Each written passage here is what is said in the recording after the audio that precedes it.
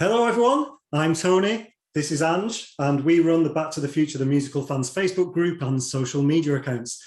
Our Facebook group now has over 3,500 members. We also post to Instagram and Twitter, and you can find all of our past interviews on YouTube, Spotify, Apple Music, and most other popular podcasting platforms. And today we're thrilled to be joined by one of the original cast members from the world premiere in Manchester and the award-winning original West End production. It's the Clocktower Woman herself. It's Katharine Pearson. Katie, thanks for joining us. How are you doing? I'm good, thank you. How are you? We're good. What have you been doing to keep yourself busy since that last performance? That's like almost 2 months ago now. I know, almost 2 months. It's crazy.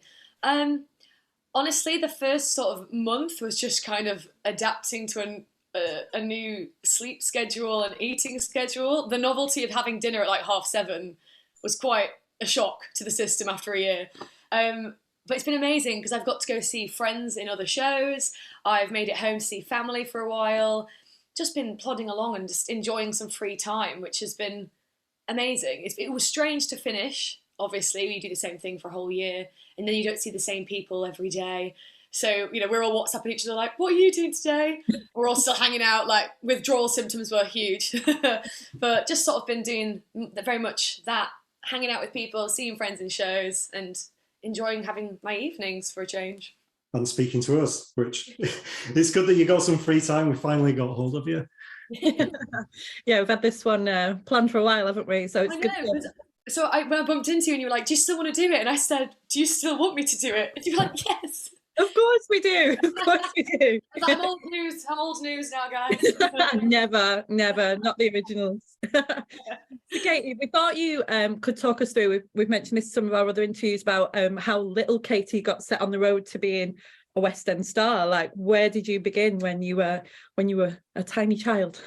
So from the very start, I think I did Irish dancing from the age of 3, which was very young. I was actually a tiny tot.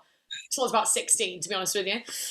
But no, I started with Irish dancing because I have family are part Irish, and then got into ballet, tap, modern, like at a local dance school, very much that. And then around about the age of 10, I think, I auditioned for an agency drama school in the north called Scala Performing Arts, and I was lucky enough to get in. And that was when the journey started to doing, professional work as a child. I was quite lucky that I dabbled in a bit of TV work and a bit of stage work in my younger years. And then throughout that, I did my training there. I did drama lessons and dance lessons. And then I also went to Armley Dance School where I did all my dance grades and all that jazz and competitions. And then alongside that, I got involved in quite a few Amdram companies, much to my parents' dismay, taxiing me around up and down the north to every single one of them. And I did a bunch of like summer courses, Easter courses, all the shows. I just loved it. But I actually didn't ever really think about doing it as a career until it got to like crunch time. And both my parents are teachers, and both my grandparents on one side are teachers as well. So, they're very much like, okay, the industry is very, it's not consistent, it's not very safe.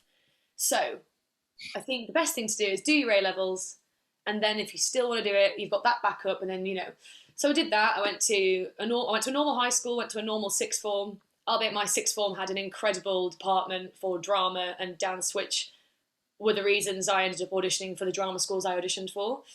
And then when I got in, I was like, oh, right, well, I'm doing it then, here we are. And I think it wasn't a case of me not wanting to, but I think I've always been quite realist in that respect. I knew I could do it and I was good at it, but I was never the top dog in my area. I only started playing leads in the Amdram shows when I was about 17, 18. So I'd not been the lead since 12 sort of thing. So, I'd worked my way up. So I was always very like, I'm good, but I'm probably not the best out there in the world. So, got to be real about it. So then when I got in, that was that. I went to Arts Ed in Chiswick in London and did 3 years on the musical theatre degree. Had the best time there training and was very lucky from there to get an agent and then start working. And here we are. So yeah. You're at Arts Ed with some of the other cast, weren't you? Were you there with Ollie, was it? So many of us. It's my favourite story I Ollie. tell all the time. On my audition day, I was sat outside in the corridor waiting to go for my singing audition. And Ollie, Dobby. Ollie Dobson, I've called him Dobby since I've known him, just because of his surname, not because of the house elf from Harry Potter, just to clarify in case anyone's like, a bit rude. Dobby, I love you.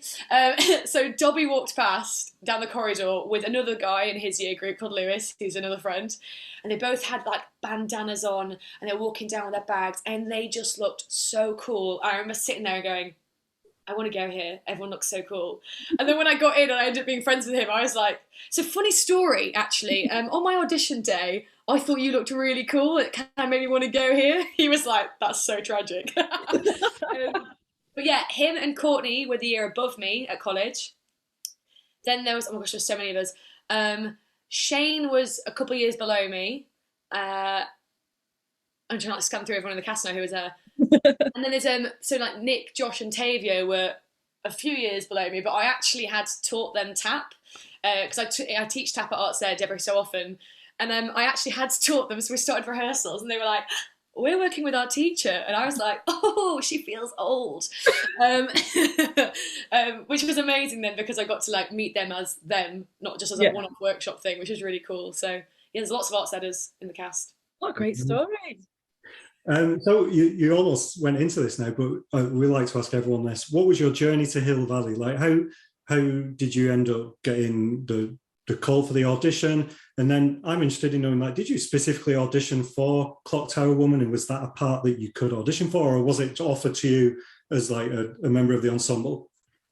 So I originally, the auditions for the workshop went out, and I'd just accepted Big at the Dominion, which was like a Christmas contract, and it was a clashing of the end of things, so I couldn't go in for it. And I remember going, this sounds really cool, really gutted I'm not free for it. And then when I was in the run of Big, I got called in for Manchester. And the funny story is I got called in for Swing for Manchester. Now I've done in the jobs that I've done. Sorry, it sounds so funny when you're like, in my career. In the jobs that I've done, I've been assistant dance captain, on stage swing, off stage swing, second cover, first cover. I've kind of touched base on all of them. And I was at a point where I kind of said, because obviously we didn't know if it was going to have a life after Manchester. The Manchester run was quite short. And I turned around to my agent and I said, this is such an incredible opportunity. But normally in a short contract like that, the chances of getting on are very slim because there's no holiday dates. I mean, little did we know, COVID. Right.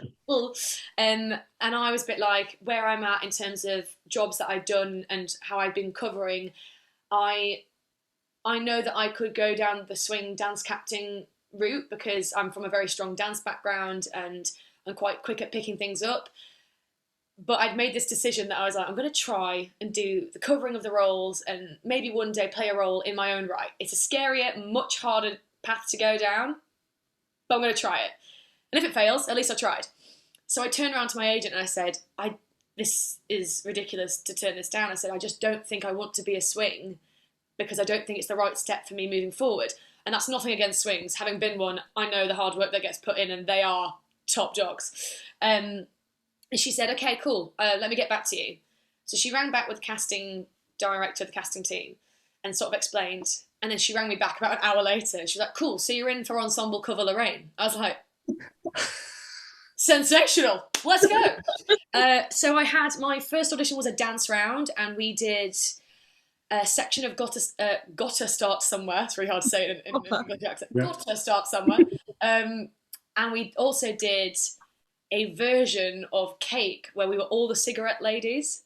I'll never forget it because there's so many kicks and the ending was shene, shene, shene and then slide into splits on the floor. And we were on Pineapple and everyone's shoes were getting stuck on the rubber floor and everyone was like slowly making their way down. Everyone was just trying to make it look glam, cigarette light. It was brilliant. That's a lie, I'm completely lying to you. That was my second round. My first round was a singing round, going backwards now. I went in and sang my own song for Jim Henson. And I think I sung Someday from The Wedding Singer. just kind of like an 80s kind of, you know, pop musical theatre. So I sang that, and I think I did some scales. I can't remember. I think I did some scales. Usually did some scales. And then I got recalled back on the day and went in and then did all that dance stuff. And then I got called in again, and we did another dance round, and it was partner work.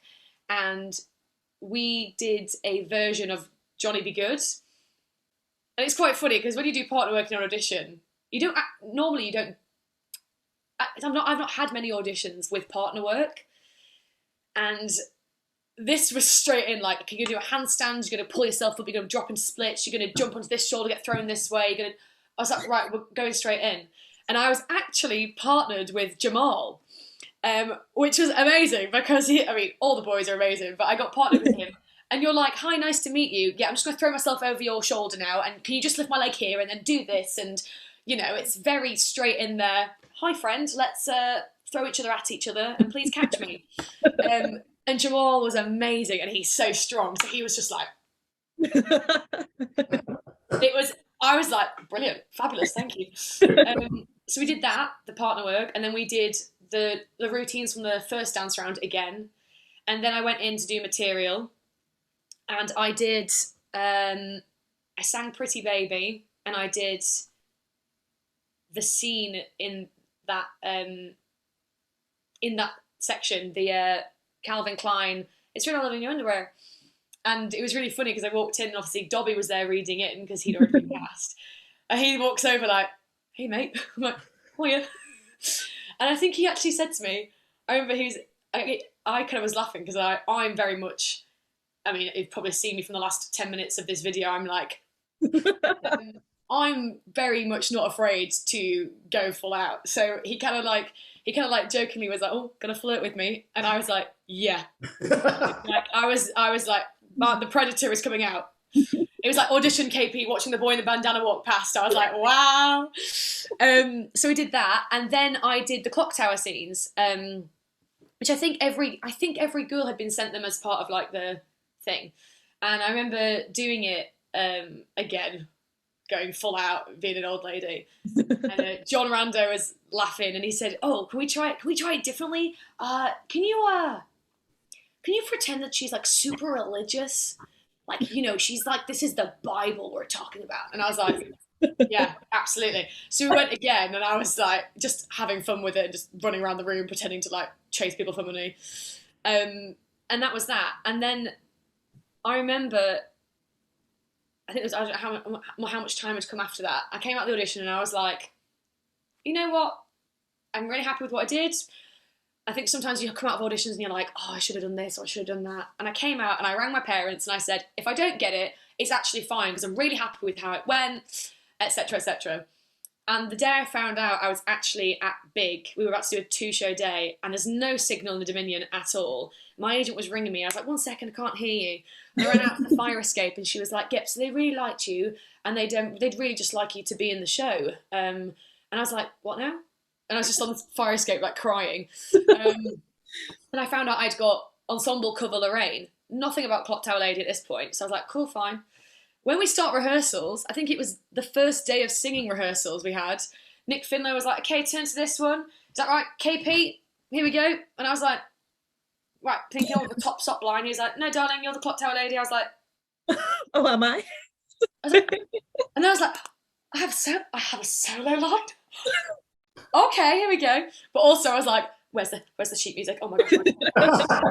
The panic. I was like, yeah, I totally knew this. What?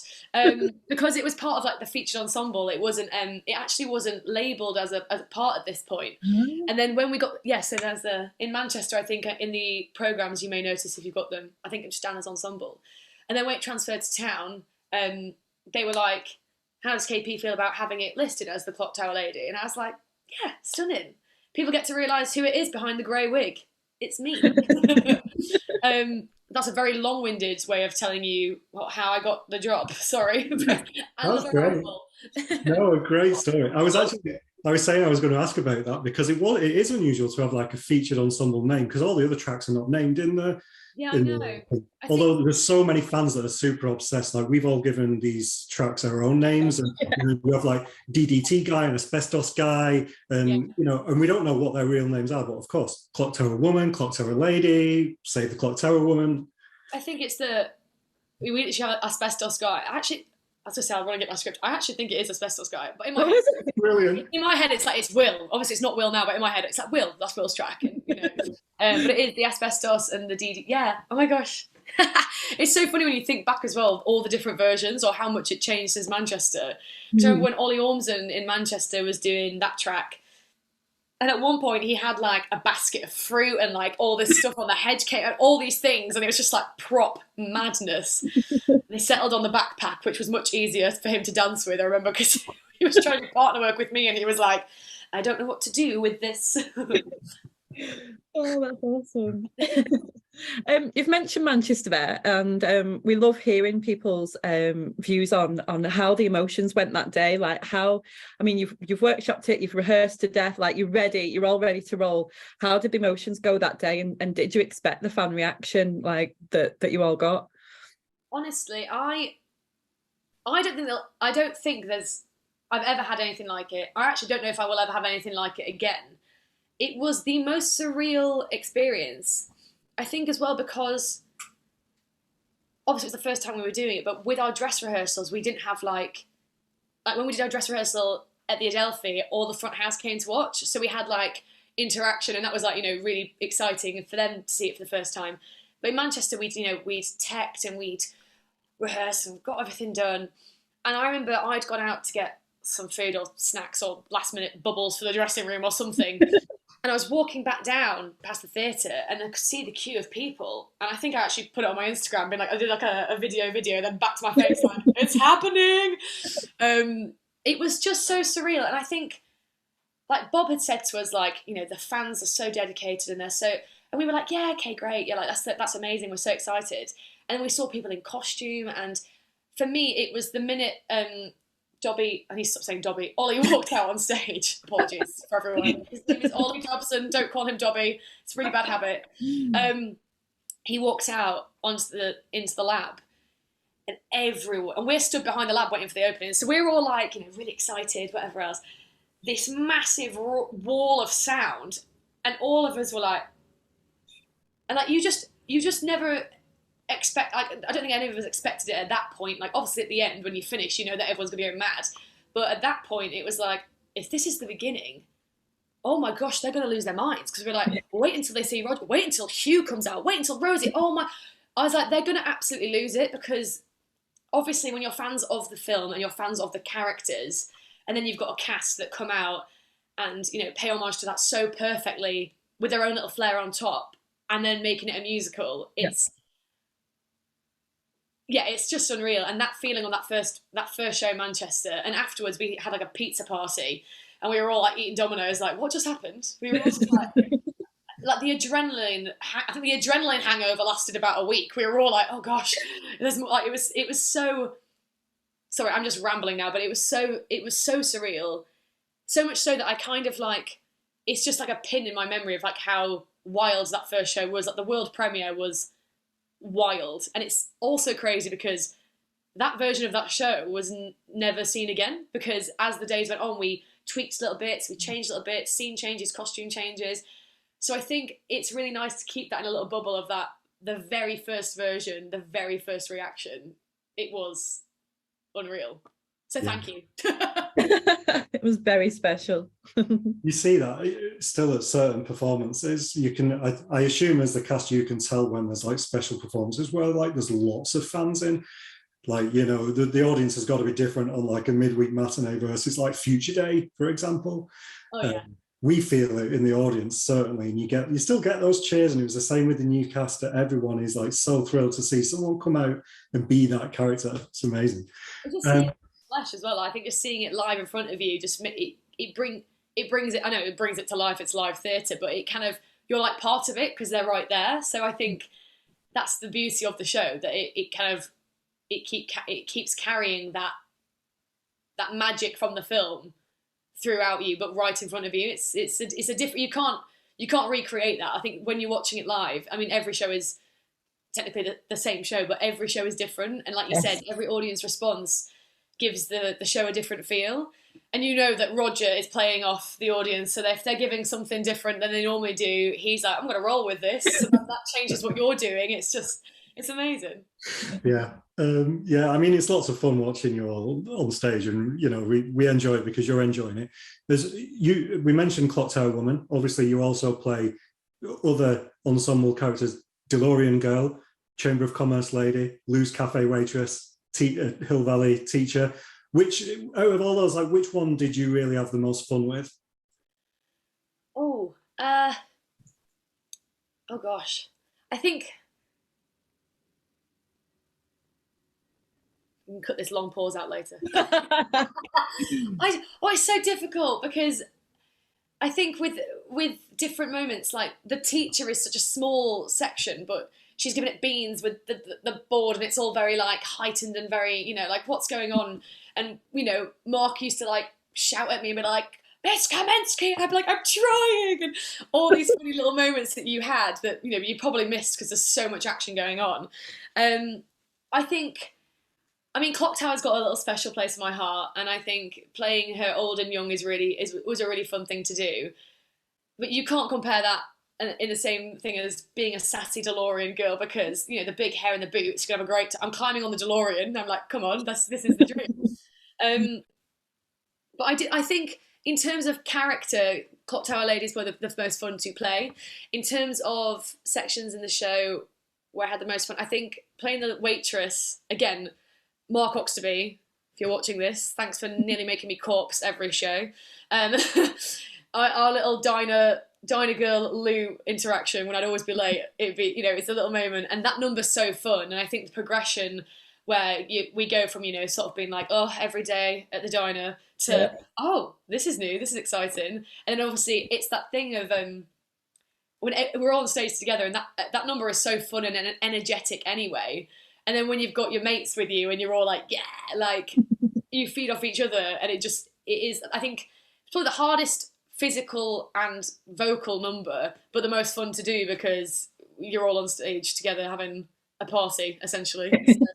I used to love watching that bit where you come in to the cafe late and Mark's giving you like the shaking his head and like rolling his eyes. And when you've been to see the show a few times, you really start to focus in on these little moments that, you know, are easy to miss, but, you know, they're brilliant in their own right. And to call out a couple more points that are our favourites: your invisible stopwatch at the end for the handstand, and of course the golf swing.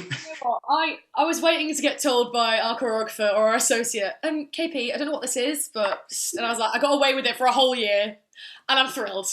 And, you know, it just happened one time because we knew that Jamal was going to do his worm, and I was always going to be like, I used to kind of do like a little, here we go, and then one time I just jokingly did it, and then it just became a thing that he'd like run to the side and he'd look at me and go, okay, I'm ready. And then I'd swing him into the worm. And then I don't know how the Ryan thing started with the handstand. And I remember because someone took some photos, didn't they, from that moment, and they posted them online. And I shared it in like just me doing a classic stopwatch to see how long Ryan can hold a handstand. And I didn't think that anyone had clocked it, but clearly they did. I was like, guys, she's always on the clock. She's always thinking about the clocks. And then it was a thing. That was it then. That was it for the rest of the contract. I was like, Ryan, here we go. Katie, you're the first ensemble member we've had the huge privilege of interviewing, but we know that all the ensemble tracks are so intense in terms of singing and dancing and the fast changes. I spoke to Will recently, and I remember him saying that before his track changed, he used to run the whole show. How was it for you? I think yours is very similar. How was it for you, and how did it compare to previous shows you've done? I think, yeah, it was quite. Do you know what? The show went so fast because you kind of didn't really have any time to stop, and like your backstage traffic is part of the show, and those moments that you have. I mean, honestly, the chaos we were up to upstage. It's just, don't get me wrong, I love being on stage, and that's a different thing. But the fun we had substage for the whole year, honestly, it's just some of my favourite memories are us downstairs getting changed and causing chaos and where's my Future Boy hat and I've lost my bow tie and all that drama.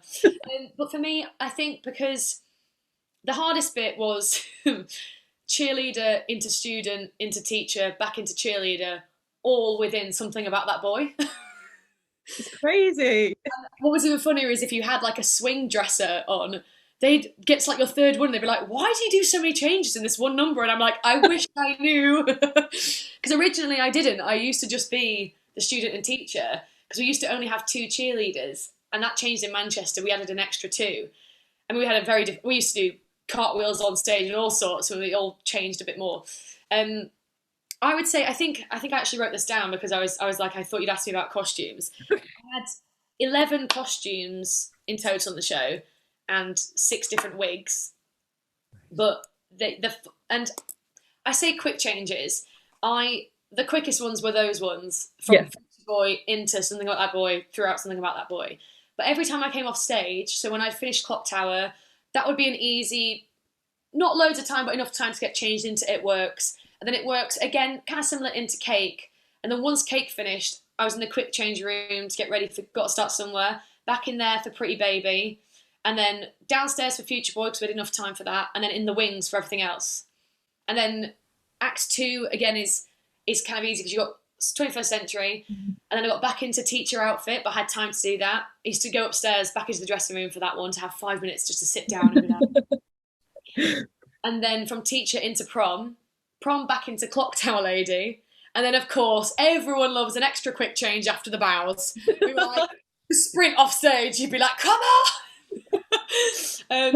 It's amazing, and like you get to have such great relationships with your dressers as well, and and they're all so amazing and so brilliant at their jobs that you get to have so much fun. And even when you're dying in 40-degree heat and you're peeling costumes off you and they're having to give extra welly because your DeLorean's completely stuck to your skin and you're like, I can't move, this is it. And then there are fans and like towels and your lipstick ready to go and all this stuff. I love a quick change. I think it makes it more exciting, and like I said, it keeps the show, you don't have time to get like tired because you're just on the go all the time. Which, not that you want the show to go quickly, but it kind of gives you the momentum to keep going. I've done shows before where you have like a big break and then you're like, okay, back we go, sort of thing. Whereas this has been really, I've done quite a lot of quick changes in other shows, but this is definitely up there. When I did 42nd Street, I had a lot of quick changes in that. That was a crazy one. But I never had to do 4 in one section. I feel like this does beat that. Yeah, it is madness. Something about that boy particularly, it's crazy. I don't know how you all do it. And you're singing when you're not on stage as well, right? Like we can hear you guys singing when you're not on stage. Yeah, for definite. Yeah. I think, because in the opening I would walk off as a Clocktower Lady and I'd be in the wing and just belting from the wing, and everyone's like jumping and doing all this crazy stuff, and I'm just in the wing like, you've got this, guys, keep going. It's one of my favourite bits is Ryan used to come like face the wing on his little drive the car moment, and I used to always be there like it's like these little moments, and then the next bit Rianne would swap with him, and then Rianne would be like, and then she'd run off to her next spot. So yeah, we were always singing in the wings unless you're doing a quick change where your mic could get hit by things. And I didn't think that really happened. Apart from Courtney quick changing into Jennifer, she didn't sing at that point because she had to get a wig change and everything, and that causes havoc with the microphones. So, but yeah, we're always singing off stage. So no rest. Amazing. You confirmed this for us on Twitter. This is something I wanted to ask you about. Clocktower Woman, 1985, Chamber of Commerce Lady, 1955. They're the same person, right? Oh, yes. Is that in the script, or is that something that you like discovered during rehearsals, or you've made up, or like, from as far as I'm concerned, that's canon now. Like, that is true, but is it in the script or what? I actually don't think it. Do you know what? I actually don't know if it is specified in the script. I think it's Chamber of Commerce Woman, as in like that. It's not listed as like Clocktower Lady. But I remember having this conversation with John about how when we were in the 50s, everything she does is for her community and for where, the town that she lives in. She wants everything to be, perfect. So when we get to the 80s, she's like still grasping on to she's like clinging on for dear life, like my one last thing that I'm going to complete is fixing that clock, and then everything will be back to what it was when we were young. Do you know, that sort of thing? And we never really ever went, oh, it's the same person. It just kind of became apparent in rehearsals when we had that conversation, and I was like, this is what makes sense. Which is funny because some people in the cast didn't know this, and then later, like down the line, they were like, it's the same person. I was like, welcome. I love it. I love there's this whole world. I know when we chatted to Mark, we were talking about like the Back to the Future fan community often gets mistaken and think that like Red the Bum is the same as Red Thomas and they're the same character. But that's been like, you know, Bob has said, no, it's not. And, you know, there's different reasons. But Mark had planted this seed that there's this theory that maybe the bum is actually Lou. And, you know, Lou owning the cafe has ended up now, you know, on benches, which sort of is comeuppance. So I love these little theories, and like really, some people don't like to overanalyze. I love overanalyzing stuff and trying to find all the hidden stuff. Even if it's not necessarily what it is, just a sprinkling of something like that. And if you spot that, or if you think that, it just adds an extra layer to the story, and, you know, it makes it exciting. What is funny is it would have been more apparent maybe. There was one point where they wanted the Chamber of Commerce lady to have glasses so that it would look like the same. There was one point I had a sash, handbag, flowers, headscarf, cigarettes, and I was like, if these glasses come off my head, there is no hope. And they were like, maybe we'll just leave the glasses. I was like, thank you. Enough going on. Katie, we're going to move on now to your amazing Lorraine, that obviously we've both had the privilege of seeing and adored. How much rehearsal did you have? I know you put out on social media when it was your debut that you were like, call in the morning, rehearsed in the afternoon, went on in the evening. Had there been anything prior to that? Had there been a little bit, or how prepared were you? So normally it's always the way. Normally you do previews, you do press night, and then you start your cover rehearsals. But alas, here we are. I didn't do any cover rehearsals in Manchester because we hadn't even got to that point. So I obviously had my script. I'd, you know, watched Rosie, her movements a bit, and made a few notes in my script for blocking so that I wouldn't be completely, you know. But for London, I'd done the same thing. I'd kind of like watched her in the bits that I could watch her in. But, you know, in Pretty Baby, I was one of the girls in the window. As much as I'm there, I'm kind of staring at Marty or staring out. I don't really, and then especially when we're in tech or in the show, you're behind the curtains, so I didn't get to see any of the scene before or after. So, you know, you're just kind of like, I think it's this. I'd had a music call. Me and Emma had got in together, and Steve had given us a note bash of certain bits. And, you know, you've heard it a lot, so you kind of know. But there's some bits we were both like, oh, I've not got a clue. Like, what actually is this? I'm kind of just in my head. So we'd done a note bash, and that might have been maybe a week or two, maybe a week before I'd got thrown on. So obviously, as a cover, you get your responsibility is to know your track. So I'd obviously learned all my lines and learned all my lyrics. So that was, you know, in the brain. When I got the phone call, I was on my sofa eating a bowl of Cheerios, and I thought it was a Friday, and I thought Massey was ringing me to say, I'm really sorry, physio's cancelled for today. I think I'd booked myself in for a physio because I was just like, oh, to get myself, you know, I wasn't thinking I was injured, but I was like, I'll just get myself, you know, I think I was a bit stiff. I think I was Johnny B. Good's shoulders, I think, were a bit stiff. So I was like, I'll just, you know, preempt that, don't get injured, just, you know, get them loosened up. So I was like, oh yeah, like expecting him to be like, oh, physio's cancelled, or we've had to move someone into your sport. And I was like, yeah, cool. And he just went, so you're going to be a West End leading lady tonight, if that's okay with you? And I was like, yeah, okay. And he said, so if you can get into the theatre as soon as possible, we obviously need to rehearse you in. And I was like, yeah, cool. So I got off the phone. I've got a very cute, cosy, small flat here in London. I did about 20 laps whilst I cried. I rang my mum. She cried. And then the first thing she said was, your dad's at swimming. I'll have to wait till he gets back to know if we're coming. I was like, what? I was like, what do you mean dad's swimming? And she was like, he won't be back. All this stuff. So then she waits for him to get back. They get in the car and drive down. My brother's on the thing, booking the tickets, all that stuff. I've done about 20 laps. I've had a cry. I go, right, finish my Cheerios, jump in the shower and go straight in. And at this point, no one in the cast knows, and it was our last day preview rehearsals. So basically it's where you lock in the show. So it's the last day the creative team can change anything in the show. So everyone was called in for the afternoon anyway. I think I got in maybe like 12:30, 1-ish.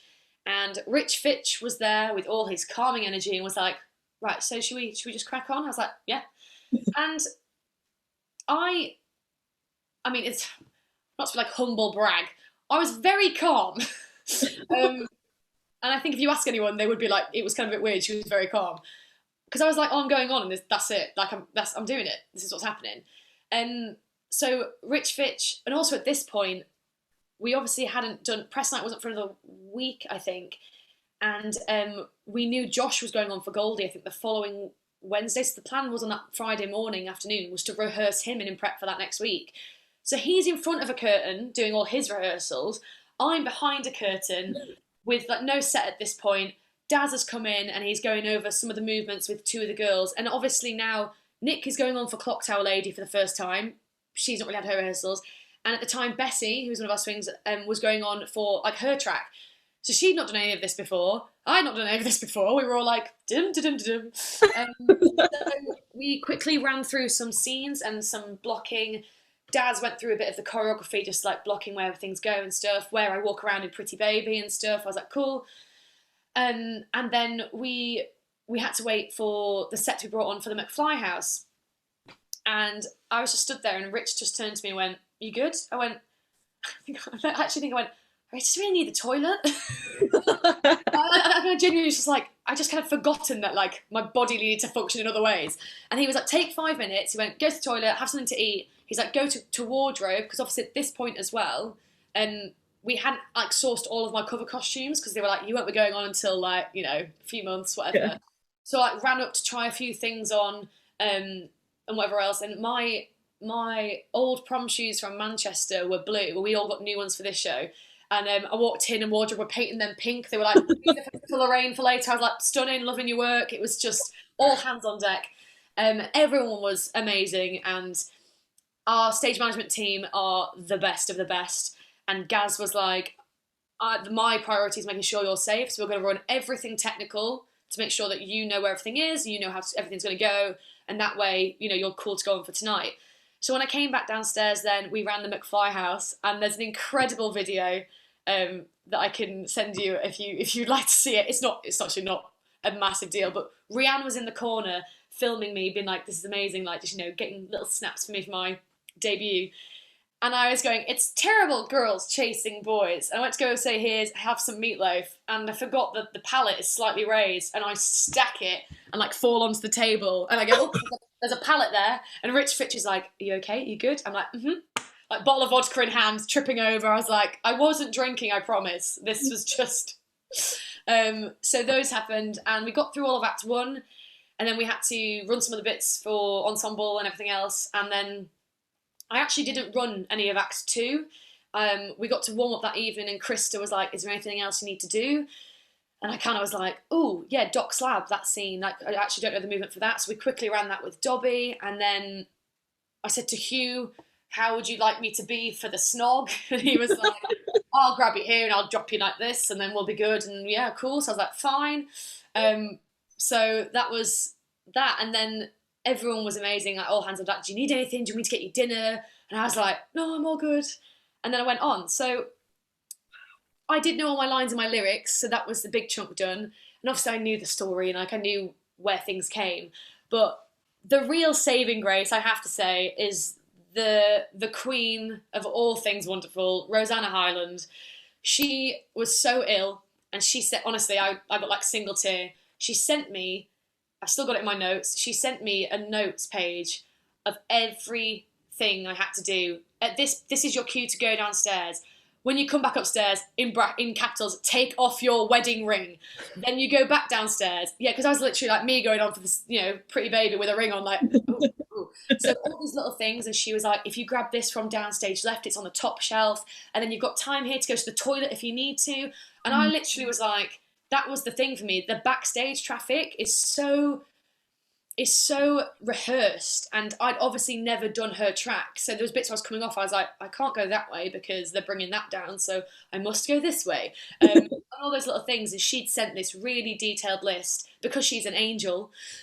So with her backstage knowledge, Rich Fitch and Krista and all stage management teaching me all that stuff, Jim was like, you got this.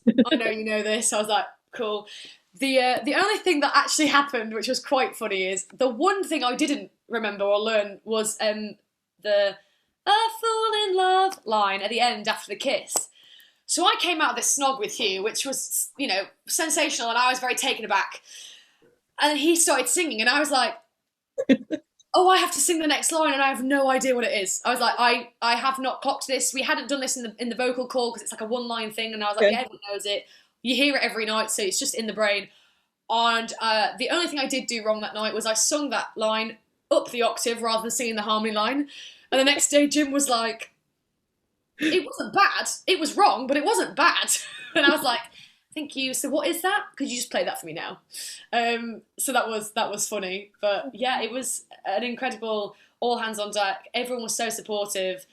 And like, especially like you could feel that, like all of my castmates, it makes me emotional talking about it now because like they all ran out and got me cards and flowers and screaming from the wings, and it was just, and I've covered before, but I've never played a leading lady on the West End. So for me, it was a huge deal.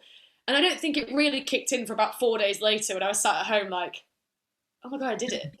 I think it hit me, and I messaged, my brother was like, it's not hit you yet, and I messaged him, he's like, there it is. I was just like, yeah, so chill, like all good, like did it. And then 4 days later, I think the adrenaline finally went good go, and I was like, oh my gosh, what have I done? Yeah, it was brilliant story. I got thrown on that time, and then once we then had press night done and sorted, and everyone was back fit and healthy after everything that happened, we had cover rehearsals, and because I'd already been on, they were like, we know you're safe to go on.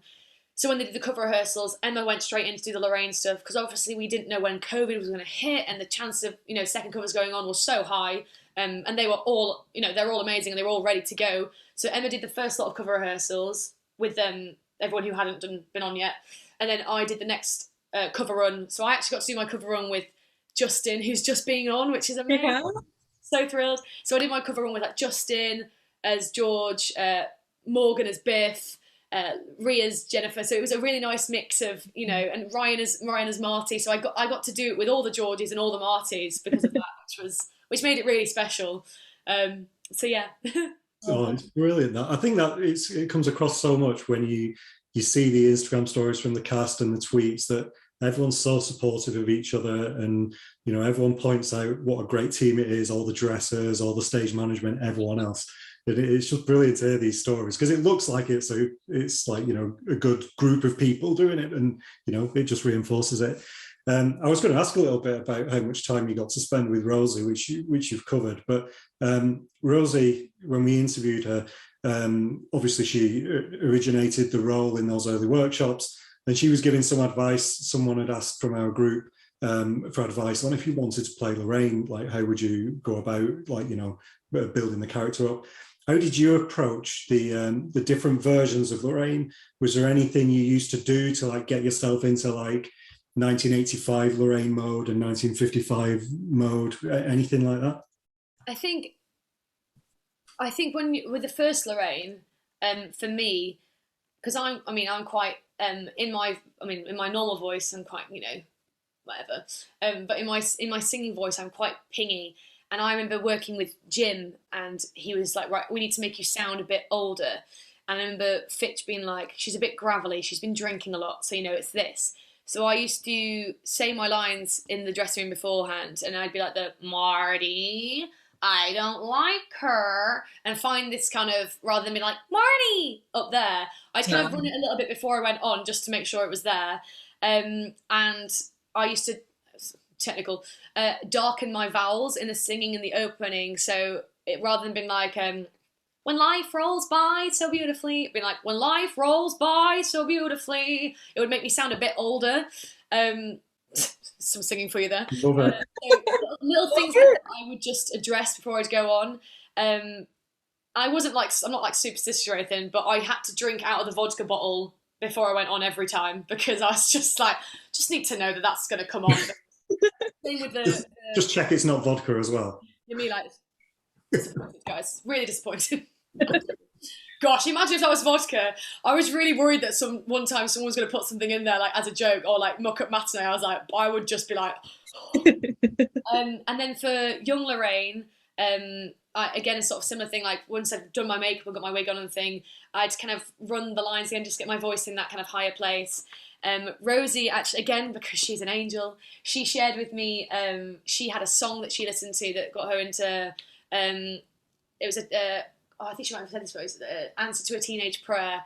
And I remember one of the first time I went on, the first few shows I did, my debut days, I put that on the speaker in the dressing room when I was getting ready. I felt like Rosie was with me. So I was like, that kind of helped me. And then after that, it was just more about a voice thing and kind of, I don't know, I think posture-wise as well for the older one, especially at the beginning, you've got a fat suit on, so it kind of does the work for you. And then obviously young is just quite preppy. And then the end Lorraine, she's quite sassy. And I think the outfit helps with that as well. She's got the little handbag, the little heels, the blazer, the big hair. So a lot of that does come from that. But yeah, just sort of maybe just changing my voice to make sure I was older and younger was the main thing. Brilliant. Katie, the next thing I want to ask is everything that you've experienced in Back to the Future. So you've had 2 lots of opening nights, you've had 2 lots of press nights, award nights, all of that. What would you say is your major highlight from working on the show? I think the first show in Manchester was obviously that was wild, that was crazy, and such an experience that we'll never have again. And I think the press night in London was crazy because we were finally opening, and then we obviously had Mark thrown on the day, so there was so much going on. So in that respect, that was, I think it sounds so soppy, but the people that I've met and the experiences we've shared together throughout the year is the main highlight for me. I've made friends for life on this job, and I think coming out of the pandemic, I think it was so important to be working with people that just surrounded you with love and laughter and had your back through thick and thin. And if you were having a bad day, they'd be like, yeah, that is actually rubbish, but we're going to turn it around. And everyone had each other's backs. And for me, that environment was a lifesaver after having, a pandemic to live through and not knowing whether we perform again and stuff. So the people are the main highlight. But if I had to pick a single night, I'm not going to lie to you, it was the 13th of July, and it was when we had people from the filming, and for me actually, it was my final week of Lorraine dates, and it was a big night because the film people were in, but I had loads of family and friends from all over. I had family from Ireland, some who'd never seen a West End show before or never seen me perform before, had family over from Kuwait, from Wales, from up north. There was just everyone surprisingly and weirdly booked for the same day. And then we had people from the casting. So I think there was a moment where on that night, I was on as Lorraine, Will was on as Marty, and Cameron was on as George. And I think the three of us getting to have that moment as understudies kind of felt like we had our own little press night, which was, I think, just a really lovely experience for us to get to do. And meeting Christopher Lloyd and all the hype of that was just, and everyone getting photos and things and having that experience and feeling like it was, not to say it was deserved, that's the wrong thing to say, but isn't it? It felt like we'd worked really hard and we got to share in the glory of the show for being our understudies as well as being part of it as our ensemble tracks. So that for me, that was a really special night to get to do that. So yeah. And we were there too. I know. It's magical. That was great. That was the first time I'd seen you as Lorraine, I think. And it was brilliant, yeah. One thing we've not mentioned yet, which you must be mega proud of having done, is the original cast recording. And so, having your voice locked into that, which, forevermore, those songs, all the ones that we put on our Instagram stories, it's always the original cast recordings. Was this like your first time doing being in a recording studio? Was it your first like cast album? What was the experience like that? I've been quite lucky actually. We did a revival cast recording of 42nd Street. So we did that back in 2018, 2017, 2018 was the year that we did it. So again, there's about 10 albums of that show out there in the world. So it was amazing to have our version, but it wasn't brand new. And then I was also very lucky that Big did a UK cast album. They had an American one, they did a UK one. So I'm on that. But again, it's not a brand new thing. It's another version of, you know. Mm-hmm. And also on those albums, I didn't get to sing solo. So when we were doing this one, I said to Nick Finlay, I was like, thank you for keeping my lines on the track. It's like, thanks for not cutting me. But what was funny is we did the cast album after everyone either had COVID or the laryngitis, pharyngitis, bronchitis thing that went round and knocked everyone out. So I'd spent a week on voice rest, not being able to talk, and got into the studio and I was like, right, well, here goes nothing. Because I was like, I've no idea. Obviously, I'd sung that morning. I was like, I've got a voice, but I'd not used my voice. So in a way, it was amazing because it was all just pinging out that day. And me and Emma were like, God, we never sounded so good in our lives doing the top line. We were like, come on, here we go. But yeah, it was amazing. And it's so incredible, especially with being part of the original cast and getting to record an original album and doing things like, a new ending for Future Boy, because you can't just cut a number off halfway on a cast album, and just going, no one else knows what this is and no one else has done this before. But also watching like Nick and Jim and Glenn and Alan going, oh, actually, if we change this a little bit, this will sound like this and this will really highlight this. And we're all there like with one headphone on and off going, they're the team. That's magic right there that's happening behind. And they'd be like, girls, can we go again? This time try it like this. We'd be like, cool. Then we'd go again. This time try it like this. And then we're like, we're going to mix them together. Then you'd hear it back and you'd be like, we sound amazing. Honestly, we were all like, come on. Which was, such an incredible experience to have. And it is crazy that when you click on Cake, it's like Katharine Pearson. And I'm there like, that's me. So yeah, it is amazing. And like some of my friends who are in the industry who've been doing, teach at other schools and stuff, one of them messaged me the other day being like, oh, I'm channeling you today. I'm doing my own choreography to It Works. He's like, love seeing your name popping up on Spotify every time I play it. I was like, oh yeah, because that's me. Because that's us. It is. That for me, I'm going to be old and grey and I'm going to be like, with a CD, like, this is what I did. It was so anticipated. Like, people have been waiting for it. It was delayed a couple of times. Then so many of the fans in our group had like stayed up till midnight to wait for it to go live. It's like, it's on iTunes, it's on Spotify, go. It's on YouTube. And everyone was like listening and people like, right, I'm on my second listen now.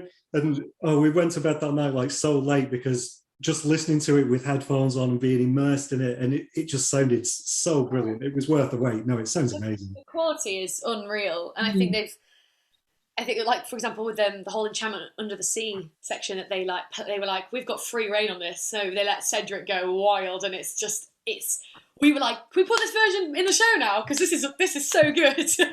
And they were like, no. Right, we've talked to you for ages now. We've still got a few questions to go, but we'll be wrapping up soon. But before we do, we want to do some of these quick fire questions. So, first question, favourite line from the show? I'm your density.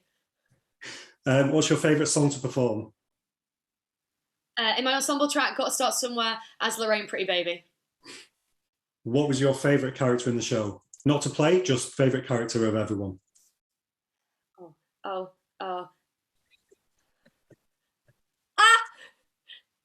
I don't know.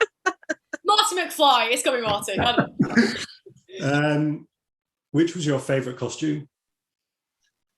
The teacher dress. Which character from the show are you most like? Oh. I'd say maybe the diner girl, but I'm not late. That's the only thing. I'm not late. Okay. That's a bad answer, actually. We'll go with it. We'll go with diner girl. Who was normally the first to crack the choreography? You said you're very quick. Was it normally you? What, as in to pick it up? Yeah.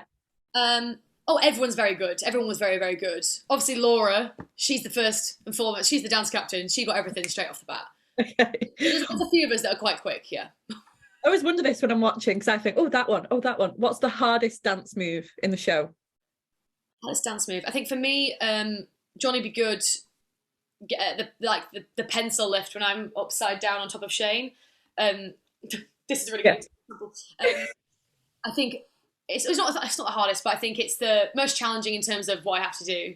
But we did it often. We were very like on it. Do you have any pre-show rituals before going on stage?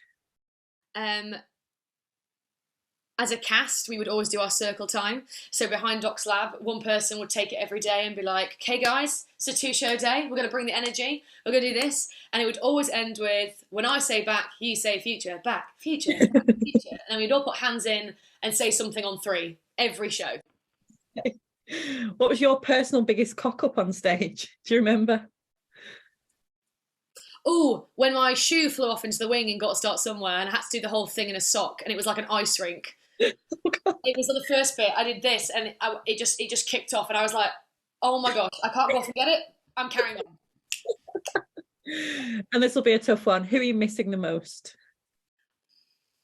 Everyone. Oh, that's really hard. That's really hard. Everyone. Not everyone. Everyone. Everyone. Good answers. Good answers. I've got to go back to the dance moves. Angie's going to be cringing at this one. Can you explain a little bit in 21st century? What's all this? I love that. Does it like have a meaning? Like, right.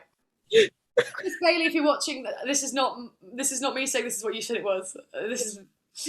I don't actually. My track actually doesn't really do a lot of that because I come on for the circle section. Yeah. So I kind of miss out on a lot of this. It's basically meant to be, so at the beginning we have the interactive stuff like this. Yeah. It's meant to be visualising that we're all scientists and we are typing codes down our arms, swiping and starting again. It's funny, I'm trying not to say the nicknames of what they were all called, like slap the thing, and bow and arrow and all these things. But a lot of it was, like these were the helmets, you were getting charged from the energy from the lights and stuff. And this is you're placing your notes down, you're turning the page. It was all kind of, imagine if we had like loads of code all over us. It was that kind of energy that you could interact, like your body was like an iPhone or a tablet or something. That's great. That's what I believe it is. It is that because that's what I'm going to imagine. When I'm dancing along, I'm going to be thinking. That's what we're doing. We're writing code. So we saw you recently went to watch the show with Morgan and Jamal. Was that your first time seeing the whole thing? Yes, first time ever. Yeah. And what was it like being an audience member instead of being on stage? Was it just completely surreal, or could you just sit back and enjoy it? Or? Well, it was interesting because Morgan obviously was a swing, so he was like, I've actually watched the show so many times. So he sat down, he went, oh, this must be so weird for you. You've never seen this. And like even the opening credits like moment, I was like, what? What's this? And he was like, oh, you've never seen it. I was like, so I think I was absolutely exhausted by the end because I felt like I did the whole show in my seat. Like my body was like, oh my gosh. And also just watching your friends on stage doing, the show that you created together is just so amazing. And like seeing little moments, like there was a moment in Gotta Start Somewhere where Will and Emma like look at each other as they came in, and I used to be behind and see that moment, and I was like, oh, like yes. I think seeing it out front, I got quite emotional. Funnily enough, during like the car clock tower sequence, maybe like the technical bit, not the people bit. I obviously got emotional throughout seeing everyone doing anything, but that's towards the end of the show. And as it was happening, I just kind of had a moment where I was like, oh my God, I was in this. Like I was in this. We did this. And it was just kind of I feel like in our industry, we're so quick to dismiss our achievements, or we finish a job and we're focusing on the next one. And I think because sometimes you do have the mentality that it is a job, that sometimes we don't take a second to go, that was unreal. Like we were really good and we worked really hard, and I think we are quite quick to go, oh yeah, but it's my job. Yeah, I can do that, but that's my job, sort of thing. And watching the next cast do it, and carrying the torch and keeping the story going and stuff, it was just kind of like, this is such a huge part of history that we've created in terms of film, screen to stage, and brand new musical, and what you can do with tech on stage and off stage, etc. So I did weirdly get emotional during the clock tower sequence. I was like, oh my gosh, this is brilliant. But it's great you got to see some of the people that you perform with and your friends who are still in it. What about other cast members who have left and knowing new things? Have you got any plans to go and watch like Ryan in Jersey Boys or Rihanna in Frozen, or maybe like Dobby in Emoji Land, the concert? I know. We were very lucky. A bunch of us got together and we went to go see the open dress for Frozen. Rihanna got us tickets. So there was me, Courtney, Anna, Melissa, Amy, Clara, one of our dressers, and there was so many people there. But we were a little Back to the Future group that went to go watch Rihanna, and she's absolutely sublime in that show. She just radiates grace, and she's stunning in all the costumes, and it was just so gorgeous to see. Because obviously, when you're dancing, because in Gotta, I can't say Gotta start somewhere. Gotta. I'm like, got to start somewhere. We'd obviously have a little moment where we'd be opposite each other and we had a little like dance together. But so I obviously know she can dance and she's very talented, but you don't get to see your mates because you're on stage doing it with them. So to get to sit and watch her on stage was just so amazing, and to know, just see how hard she's worked and getting her to do a different style, and being in a Disney show is huge. And I'm definitely seeing Ryan soon. I actually messaged him the other day because the first photo came out of him as Frankie Valli, and I cried on the tube home. Oh. I'd been teaching dance for like 5 hours, and I saw it, and I messaged him. I was like, I've just cried seeing you as Frankie. I can't wait to come watch. He was like, you're ridiculous. But yeah, it's just so amazing to see your friends going on to things, and even the other, like the rest of us that haven't booked jobs and stuff yet. It's all part of the process. Just knowing that everyone's just doing well and they're happy in their lives and everything like that. And it's obviously, it can be scary not knowing what's coming next, but it's just that it's endless opportunity. So it's quite an exciting time not knowing what's next. And I think we're all kind of hyping each other on and, gearing each other up for the next things and stuff. So, yeah. Oh, magical. What is your dream role? What would you like if you could pick any role that you thought, that's a role I would love to play? What would it be? I've been asked this a lot since college, either through meetings or through teaching and stuff, and I've never really had a dream role because I always used to say I want to do everything, anything and everything. I want to do it all, and I think in my head I never wanted to set myself on one track. For example, if it came up, if I wanted to play Polly in Crazy for You, which I would absolutely love, it came up. And they just did it at Chichester. I went to go watch it and it was amazing. But if that was my dream role and I couldn't do that because I was still in Back to the Future to this time, it leads you to kind of end up resenting being stuck in this when actually this is amazing. So in my head, I never really set myself on a specific, but there are roles out there that I'd love to play, like Polly in Crazy for You, or Miss Honey in Matilda, or Kathy in Singing in the Rain. But it's also like a new character in something new, like the fact that I got to be the second person to play Lorraine Baines in this brand new musical, like that was so exciting and so exhilarating and so creatively nourishing to do that and not be like the 70th person to play it, which still isn't bad, but I think there's something so fun about new roles and new pieces of theatre. So there's many roles I'd like to play, but there's maybe many roles that haven't been written yet that I'd like to play. Okay. If there was to be like another movie turned into a musical, what movie would you like to see adapted into a musical that you could perhaps be in? Oh, you keep coming with the hard questions. Yeah, that's quite. Because then I'm like, what kind of film are we talking here? Because I literally started thinking like Legally Blonde. I was like, that's already a musical. I was like, really good. I don't know. I know that there's Oh gosh, I simply can't think of a single film now that I like. That's really good. It's not already a musical, yeah. Yeah, all I'm When thinking of is all the films that are musicals. we asked Rosie, and she said Wayne's World. Oh, sensational! Would make a brilliant musical. We joke. I, I'd like love to be in like Dodgeball the musical. Like, you know, I think that would be absolutely hysterical. It'd be like Patches O'Houlihan just throwing spanners at everyone and doing a full dance break to dodging spanners. I'd be like, sign me up, guys. That's Right, we'll take that one. We'll get that. We'll speak to Colin about it. We've got Halloween obviously coming up in a couple of weeks. We know last year you and Emma Lloyd did Split Track, which we loved seeing. Have you got any plans this year?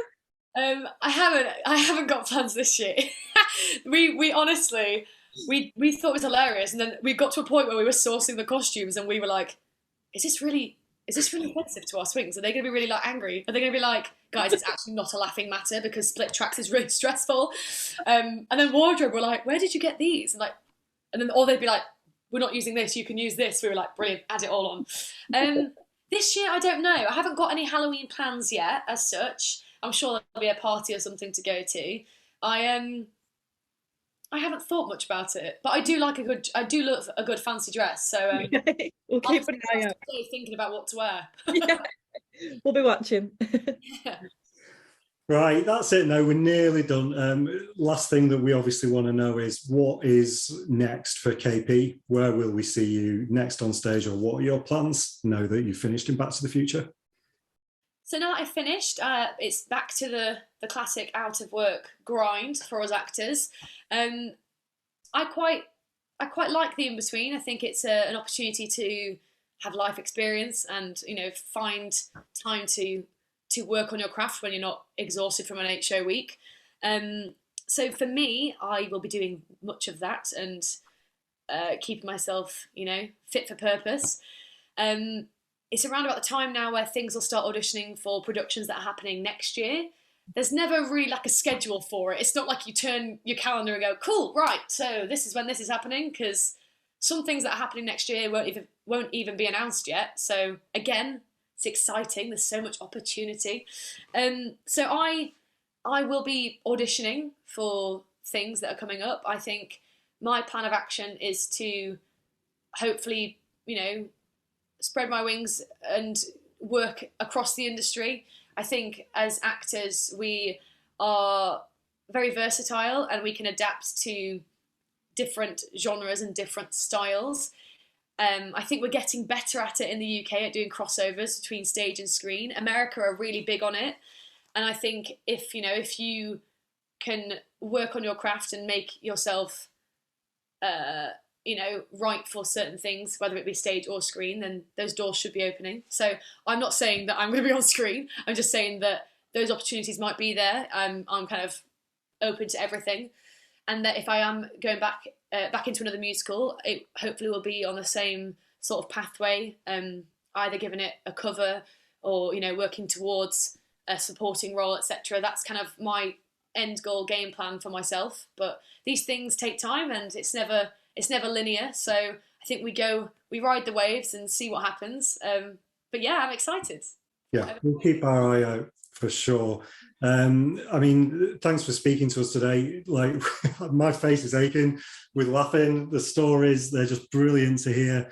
Like, I can't thank you enough for giving us some of your spare time. Obviously, we're gutted that we don't get to see you shaking your donation can anymore. You're always one of the fan favourites. I'm sure the fans can't wait to see you in whatever you do next. So thank you, and we hope to see you again soon. Thank you so much, and thank you all for being such amazing supporters of the show, but also of us as artists or as actors. I think it's just been such an incredible experience for us all to have that support, and for you also to support us as our ensemble tracks, our split tracks, our covers. It's been such an amazing experience. So thank you all so much. You're very welcome. Thank you. Bye. Bye.